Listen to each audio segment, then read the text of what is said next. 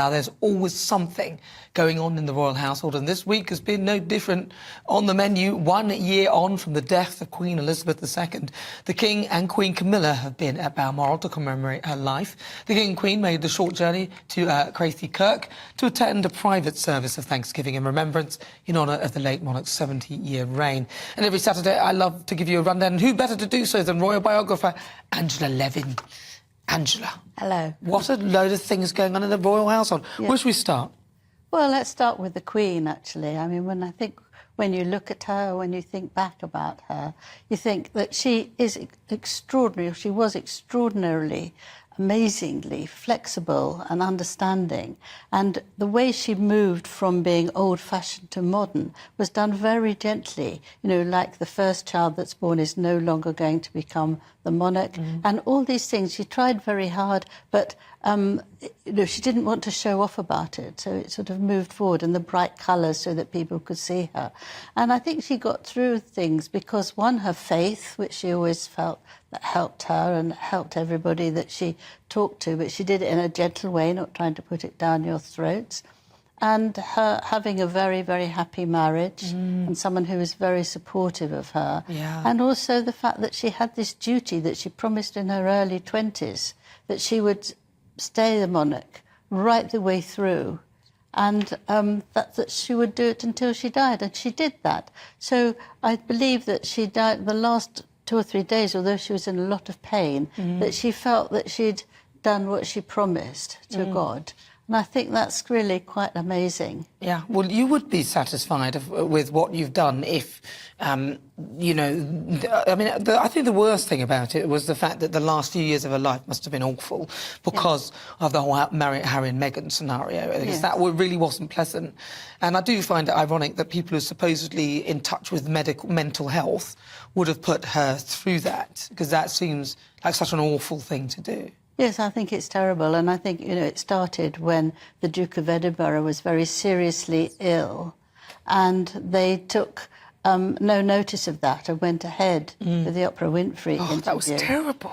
Knowing that he was, you know, the close family were told that he was going to die in 1 or 2 weeks, and they didn't care, and they went through that. So anything about saying that they're victims and they've been badly treated is an absolute nonsense and no respect. And I mean, we've seen pictures of Harry going in at Windsor to go and give his best wishes, I suppose, to the Queen, where she is buried.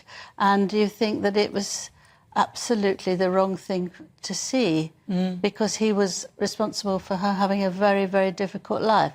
Not her age, obviously, she could have gone at any moment, but to actually make it worse, I think, is just shocking. And he turned up in a sort of creased shirt that looked as if it'd been, you know, rolled into a ball and put on, and which is also not straight. You know, he knows very well that you should dress respectfully.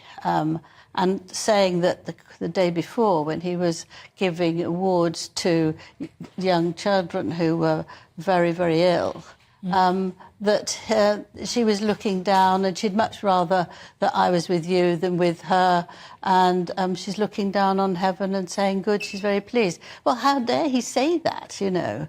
I mean, it turns your stomach, because he's been so bad about it. He's been awful, hasn't he? And he hasn't helped his father, who was very upset, obviously losing his mother. But I think it's all been very carefully organised.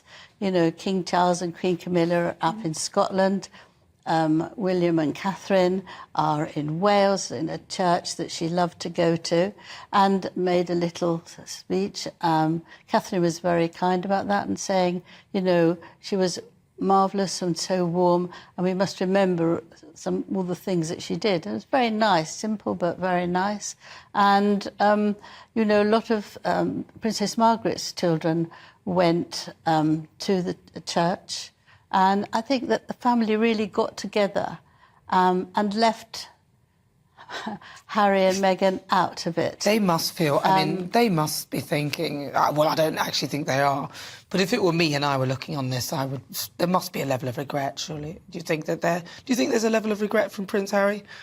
I think there is a level of regret, but I don't think he knows what else to do. I mean, his main thing is to please Meghan, and Meghan doesn't want him to like his family again and try to make amends. What Meghan wants is to get umpteen apologies for who knows what. Well, we don't. I mean, like, you don't know that. I mean, like, but from what I've seen, that does seem to be the case. But we don't know.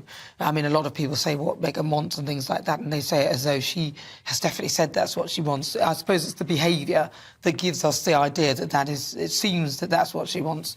But what about King Charles then? Because it was do you think what kind of a job do you think he's doing? Is he doing a good job? I think he's doing a very good job. Yeah. It's very interesting because he did change the day of the funeral when he flew back to London with Camilla, and they were going to go into Buckingham Palace and have a cup of tea. Very traumatic day, very moving, very long.